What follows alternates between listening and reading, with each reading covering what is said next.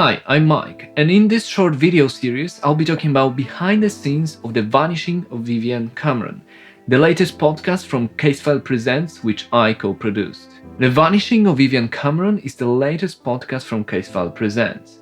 Vikki Petraitis co-wrote the book The Phillip Island Murder with journalist Paul Daley. The story that captivated Vikki from the first time she heard of it has had a similar effect on the people worldwide. Long after the book went out of print, people would stumble upon it in the second-hand stores and then contact Vikki. The interest has never really died down.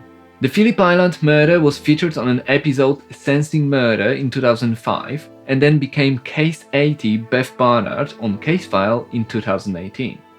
Casefile Presents asked Vikki to explore the case in a long-form series. The podcast is available now exclusively on Spotify, so check it out.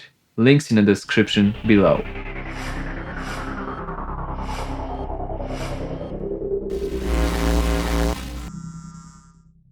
Hi, I'm Mike, producer of Casefile True Crime Podcast and Casefile Presents shows. On this channel, I'm releasing videos on podcasting, audio production, and what's like to be a podcast producer. So if you enjoy the content, hit subscribe and notification buttons. Everything what I do when it comes to podcast production is template-based. And I mentioned it before, but it's something that was ingrained with me when I was working at the movie studio and had to prepare sessions for mixing engineers. I have a template that I use for Casefile, but it's also my default podcasting template that I use for other projects. And with Vanishing of Vivienne Cameron, it was easy to customize it because the idea for the show was very similar to what I do at Casefile. It's a scripted show narrated by one host, that's Vikki Petraitis. And the only difference is in use of archive clips and interviews, and there was lots and lots of them. And while at Casefile we use some archive clips and interviews from time to time, it's not that often, so I don't have these additional tracks in my main template. But it was an easy fix. You just create new ones. The biggest thing for me is getting the audio files. When I'm not part of the recording process, when I start receiving the files, sometimes what happens is they're not organized or labeled the way I'd like. Now, there were no such issues with this project. Vikki's family member Becky runs the studio, and she was in touch with me from the very beginning, and all the communication was on point. They were editing the sessions themselves in a studio, so the main flow of the episode was prepped beforehand.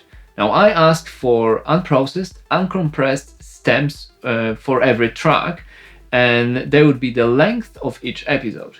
And that meant that it was as easy for me as just dropping these tracks into my Pro Tools template, and they would be in sync from the get-go.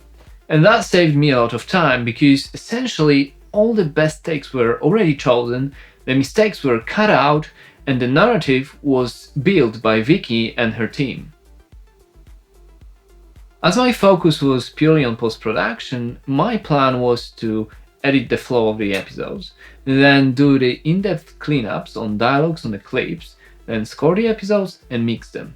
Easy. There were quite a few surprises on the way, however I did stick mostly to my initial plan. And what I've learned from What's Missing project was that I needed to be more organized. So I documented every process that I've done on every track and every clip, and that helped me to stay consistent throughout the whole project. So what do I mean by that?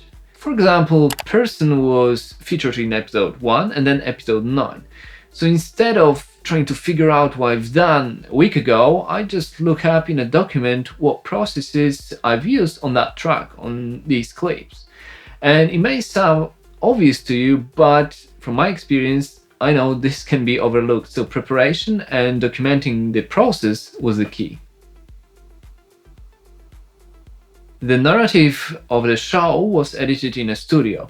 So why do I do my first edit? Well, yes, the overall narration was edited and put in the right place. However, during my first edit, I'm looking at the flow of the episode. So I'm inserting gaps, silence, pauses. Sometimes I'm shortening the pauses as well. The idea is to sort of create that smooth listening experience. So when I'm moving lines and words around, it's more of a feel than science. It's like cutting and editing a movie. I'm looking for the pacing. And I've done that for each episode. It was quite a bit of work. Sometimes shifting things fraction of a second and then listening back until it felt right.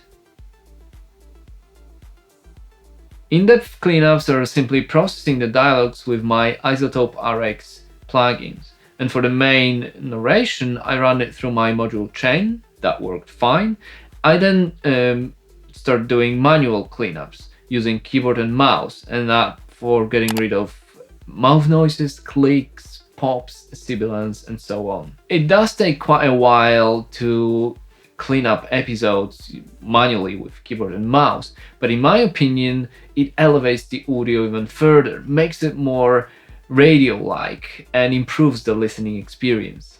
With interviews and archive clips, there was more fun to be had, and each clip, each interview, each track required a different treatment. Some were 30 years old, transferred from old cassettes to digital files. And with others, well, Vikki returned to the island and then recorded new interviews. It does make for great listening to hear the same people talking then and now about the same case. Unfortunately, some clips were beyond my capabilities. I tried dialogue isolate, different modules, I tried manual cleanups, nothing helped.